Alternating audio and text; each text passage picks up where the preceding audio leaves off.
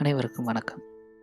நம்ம வாழ்க்கையில் நம்ம எப்போவுமே சந்தோஷத்தை அனுபவிச்சதில்ல, எப்போவுமே கஷ்டத்தை தான் அனுபவிச்சுக்கிட்டு இருக்கோம் அப்படிங்கிற நினப்பு மட்டும்தான் நம்மளுக்கு நிறைய பேருக்கு இருக்குது. ஆனால் உண்மையிலே ஒரு காட்டில் போய் பாருங்கள், அங்கே உள்ள செடிகளாக இருக்கட்டும், மரங்களாக இருக்கட்டும், அங்கே உள்ள விலங்குகளாக இருக்கட்டும், பறவைகளாக இருக்கட்டும், எல்லாமே அதோட சந்தோஷத்தை இந்த உலகத்தில் அதுக்காக படைக்கப்பட்ட அனைத்து சந்தோஷங்களையும் அனுபவிச்சுக்கிட்டு தான் இருக்குது. ஆனால் மனுஷங்க மட்டும்தான் ஒவ்வொன்றையும் தேடி தேடி ஆசைக்கு பின்னால் ஓடி ஓடி தன் வாழ்க்கையில் அனுபவிக்கக்கூடிய எல்லா சந்தோஷத்தைகளையும் தொலைச்சிடுறாங்க. இதுக்காக நான் ஒரு குட்டி கதை ஒன்று சொல்கிறேன், கேளுங்க. ஒரு ராஜா ஒரு ஊரில் இருந்திருக்காரு.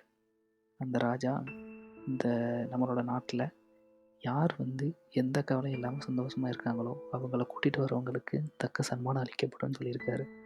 அதை கேட்டுட்டு நிறைய பேர் போய் எல்லாம் தேடி பார்த்துட்டு ஒரே ஒருத்தனை மட்டும் சொல்லியிருக்காங்க. மன்னரே, இவர் தான் இந்த நம்ம நாட்டில் எந்த கஷ்டமும் இல்லாமல் இருக்கார். சரி, அப்போ அவனை வர சொல்லு அப்படின்னு சொல்லியிருக்காங்க.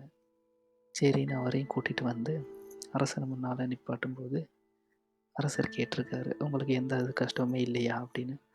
அதுக்கு அந்த நபர் சொல்லியிருக்காரு, இல்லை, எனக்கு எந்த கஷ்டமும் கிடையாது, நான் சந்தோஷமாக இருக்கேன். எனக்கு பண தேவையோ இல்லை எந்த தேவையோ வந்ததில்லை.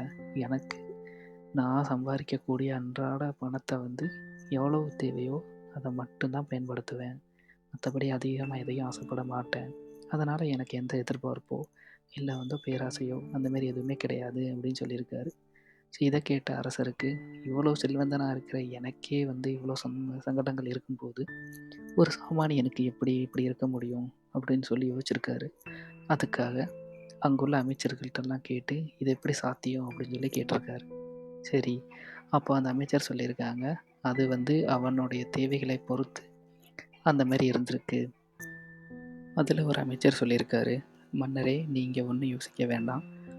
அந்த சாமானியனை நம்ம கவலைப்படுறத கண்டிப்பாக பார்க்கலாம். அதுக்கு என்ன பண்ணணும் அப்படின்னா, நீங்கள் எனக்கு 99 பொற்காசுகள் கொடுங்க. நான் அதை அவனோட வீட்டு வாசலில் ராத்திரி வச்சுட்டு வந்துடுறேன். அதுக்கப்புறம் நீங்கள் நினைக்கிற மாதிரி அவன் மாறிடுவான்னு சொல்கிறாரு. அதையும் கேட்டுட்டு அரசரும் 99 பொற்காசை அந்த அமைச்சர் கையில் கொடுக்குறாரு. அந்த அமைச்சரும் அந்த 99 பொற்காசை எடுத்துகிட்டு அந்த சாமானியனோட வீட்டில் வாசலில் ராத்திரியில் வச்சுட்டு வந்துடுறாரு.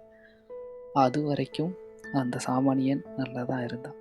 விடிய காலில் எழுந்திரிச்சு அந்த 99 காயினை எடுத்து பார்க்கும்போது மற்றது எங்கே, அந்த இன்னொரு 100வது காயின் இங்கே தான் எங்கேயோ விழுந்திருக்கும் அப்படின்னு சொல்லி அவங்க வீட்டில் உள்ள எல்லாரையும் நல்லா தேடுங்க, நல்லா தேடி பாருங்கன்னு சொல்லி பயங்கர கடுஞ்சொற்கள்லாம் யூஸ் பண்ணி அவங்களெல்லாம் திட்டி எப்படியாவது தேடுங்க தேடுங்கன்னு சொல்லி புலம்பியிருக்கான். அதுக்கப்புறம் சாதாரண நாள் வேலைக்கு போயிட்டு சம்பாதிச்ச காசு அதை பற்றி நினைக்காம எப்பயும் அந்த தொலைஞ்சு போன அந்த ஒரு பொற்காசை தேடி தேடி அந்த பொற்காசை எப்படியாவது சம்பாரித்து 100 பொற்காசை ஆக்கிடணும்னு சொல்லி அவனுக்கு இருந்த எல்லா நிம்மதியையும் தொலைச்சிட்றான்.